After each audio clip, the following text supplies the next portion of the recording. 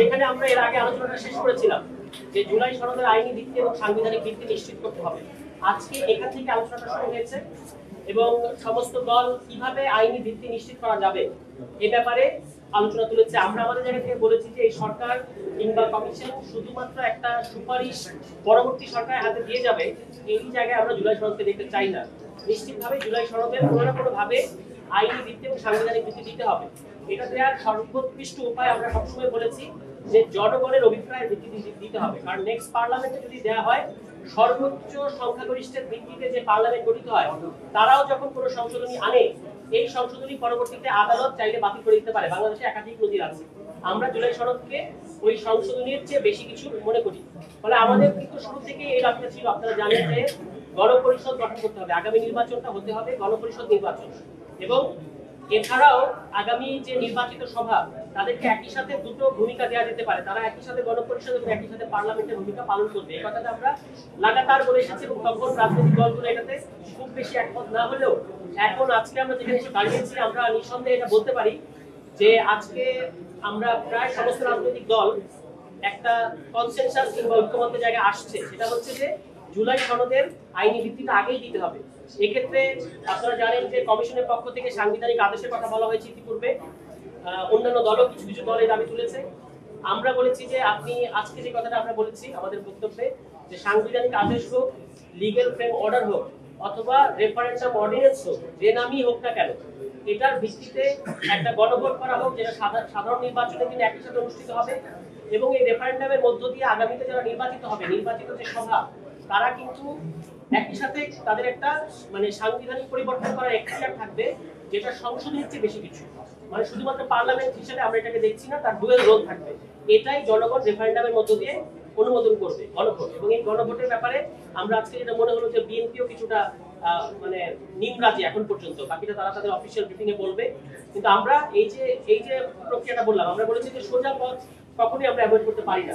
এই সোজা পথটা হচ্ছে যে সাংবিধানিক আদেশ হোক কিংবা রেফারেন্ডাম অর্ডার হোক, যে নামই আপনি দেন, এর ভিত্তিতে গণভোট হবে এবং গণভোটের মধ্য দিয়ে জনগণ আগামী সংসদকে বা আগামী নির্বাচিত সভাকে একটা স্পেশাল মানে স্ট্যাটাস দিবে যে তারা প্রথম অধিবেশনে হোক কিংবা একটা নির্দিষ্ট সময়ের মধ্যে হোক তারা সাংবিধানিক পরিবর্তনগুলো করবে।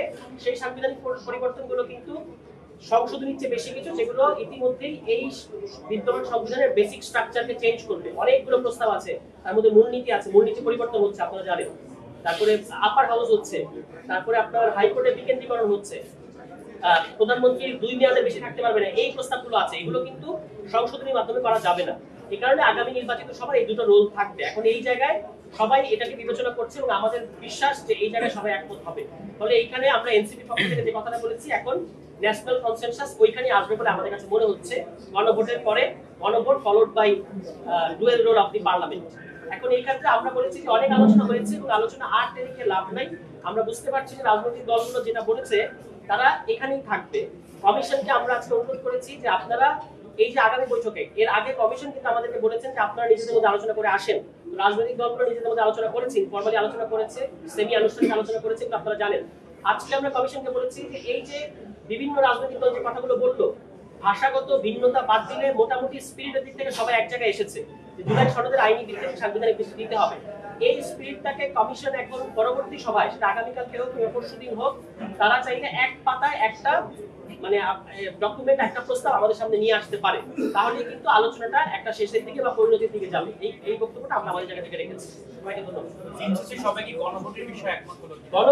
গণভোটটা এখন সবাই সিরিয়াসলি বিবেচনা করছে এবং আমাদেরও, যেহেতু আমরা জুলাই সনদকে আইনি ভিত্তি দেওয়ার ব্যাপারে সিরিয়াস, আমাদের গণভোটে খুব বড় রিজার্ভেশন নাই, কিন্তু সেই গণভোটটা হতে হবে জুলাই সনদ বাস্তবায়ন করছে, যার মধ্যে দিয়ে সেই গণভোট হতে হবে।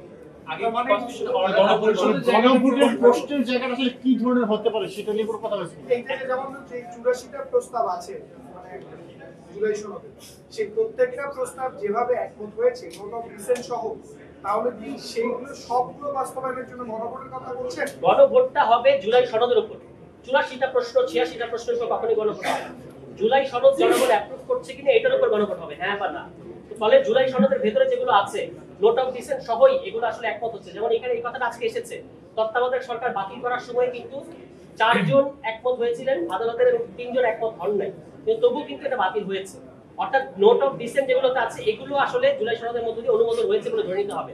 তাছাড়া এই যে আপার হাউসের পিয়ার হবে, এই আপার হাউসের পিয়ার এটা একটা খুব ফান্ডামেন্টাল রিফর্ম, আমরা কিন্তু এর ব্যাপারে কম্প্রোমাইজ করবো না, মানে এটা এখনো নোট অফ ডিসেন্টের এরিয়া আছে। তো এটা আশা করা যায় যে কমিশন জুলাই সনদটা চূড়ান্ত করার ক্ষেত্রে এই আপার হাউস এবং আপার হাউস পিয়ারের ভিত্তিতে এইটার ব্যাপারে তারা মানে এটাকে নোট অফ ডিসেন্টের বাইরে রাখবে, এটাকে সর্বজনীন ঐক্যমত্য হয়েছে ধরে নেবে। জি, একটা প্রশ্ন, সেটা হলো চার্টার অ্যাক্টিভ করে গণভোট নাকি গণভোটের ফলাফলের ভিত্তিতে চার্টার পাস? না, চার্টার গণভোটের মধ্যে দিয়ে জনগণ চার্টারটাকে অ্যাপ্রুভ করবে এবং পরবর্তীতে যে এটাকে যে আবার একটা কনস্টিটিউশনাল ফ্রেমওয়ার্কের মধ্যে আনতে হয় এটা করবে নেক্সট পার্লামেন্ট বা নেক্সট নির্বাচিত সরকার। এনসিপি সহ আচ্ছা। অনেকগুলো রাজনৈতিক দলের একটা দাবি ছিল যে জুলাই সনদের ভিত্তিতে জাতীয় সংসদ নির্বাচন হবে আগামী সংসদ নির্বাচন। সেক্ষেত্রে এই জায়গায় আপনারা কি বলছেন? এখন যদি রেফারেন্ডাম অর্ডার যে কথা এসেছে বা রেফারেন্ডাম অর্ডিন্যান্স কিংবা constitutional order legal frame order যে নামই দেওয়া হোক না কেন, এটা কিন্তু ওই যে জুলাই সনদের ভিত্তিতে যে নির্বাচন তার কাছাকাছি, মানে এটার ভিত্তিতে আপনি নির্বাচন হলে এই বিদ্যমান সংবিধানের অধীনে নির্বাচন হচ্ছে না, বরং পরবর্তীতে নির্বাচনে যারা জয়ী হয়ে আসবেন বা যারা পার্লামেন্টে যাবেন তারা সংবিধানের বেসিক রিফর্ম করবেন, এই ম্যান্ডেটটা তাদেরকে দেওয়া হচ্ছে। কিন্তু সেই ক্ষেত্রে তো যেমন নির্বাচন কমিশনের পক্ষ থেকে বলা হয়েছে যে পিআরজি পদ্ধতি বা দ্বিপক্ষ বিশিষ্ট যে পদ্ধতি এটা সংবিধানে নাই, সুতরাং আগামী সংসদ নির্বাচন ওই পদ্ধতিতে হওয়ার কোনো অপশনই নেই। না, সেক্ষেত্রে কি বলা? এখানে একটা জিনিস আপনাদেরকে খেয়াল করতে হবে যে নির্বাচন কমিশন যে বক্তব্যগুলো দেয় তারা বিদ্যমান সংবিধানকে ধরে নিয়ে বক্তব্য দেয়, কিন্তু আমরা কিন্তু এখানে যে আলোচনাগুলো করছি সেটা হচ্ছে বিদ্যমান সংবিধানের অনেকগুলো জিনিসকে আপনার এক্সিড করে, ফলে যখন এটার ব্যাপারে কনসেনসাস হবে তখন নির্বাচন কমিশন এটাকে মান্য করা ছাড়া অন্য কোনো রাস্তা নেই, মানে এটা তো পলিটিক্যাল কনসেনসাস বা রাজনৈতিক ঐক্যমত্য হচ্ছে এখানে, এবং সেটা আবার আপনি একটা রেফারেন্ডাম অর্ডারের মধ্য দিয়ে প্রতিষ্ঠিত করছেন, ফলে এইটাকে না মানা ছাড়া অন্য কোনো উপায় থাকবে না নির্বাচন কমিশন। আচ্ছা, আপনারা কি এমনটা ধরে নিচ্ছেন যে গণভোটে জনগণ জুলাই সনদকে সম্মতি দিচ্ছে, বিষয়টা কি এমন? আমরা তো মনে করি যে যদি সমস্ত রাজনৈতিক দল এখানে একমত হয় যে গণভোট হবে, তাহলে বাংলাদেশের জনগণ, এবং যেহেতু রাজনৈতিক দলগুলো জনগণের প্রতিনিধিত্ব করে, ফলে তারা তখন যখন দেখবে যে রাজনৈতিক দলগুলো একমত, তখন জনগণ আসলে এই জুলাই সনদের প্রশ্নে, আমরা তো জনগণের মধ্যে কোনো নেতিবাচক ব্যাপার দেখি না, জনগণ চায় যে জুলাই সনদটা বাস্তবায়ন হোক, রাজনৈতিক দলগুলো একমত হচ্ছিল না, এখন যখন রাজনৈতিক দল একমত হয়ে যাবে জনগণ আরো বেশি জুলাই সনদের ব্যাপারে পজিটিভ থাকবে, এটা আমরা বিশ্বাস করি।